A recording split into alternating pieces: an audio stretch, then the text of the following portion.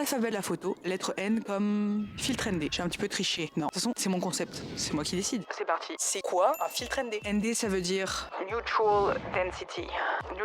Neutral. Filtre à densité neutre. C'est donc un filtre qui se met devant ton objectif. Et ça sert tout simplement à réduire la quantité de lumière qui rentre dans ton appareil photo. Voici un petit peu comme des lunettes de soleil pour ton boîtier. J'ai rien de mieux, mais en même temps, c'est très parlant et c'est très vrai. Et la question principale, c'est pourquoi aurait-on besoin d'un filtre ND? Donc il y a certaines situations, voilà, tu veux filmer, il fait beau dehors, t'as pas envie de fermer ton diaphragme parce que tu veux un beau flou d'arrière-plan. Augmenter ta vitesse d'obturation, c'est non, puisqu'on est en vidéo et qu'il y a des petites règles à respecter. Par exemple, tu filmes en 25 images par seconde et ton shutter est déjà à 1/50e de seconde, tu peux donc pas le modifier. Parce qu'évidemment, tu veux des mouvements fluides, donc là, eh bien, ton image est tout simplement cramée. Et c'est là que le filtre ND intervient. Le filtre ND va donc bloquer une partie de cette lumière qui vient jusqu'à ton capteur, ce qui va tout simplement te permettre de pouvoir garder une très belle ouverture sans surexposer ton image. Magique. Et donc la question logique que tu vas te poser si tu es en train de réfléchir à acheter un filtre ND, c'est est-ce que je prends un filtre ND fixe ou un filtre ND variable?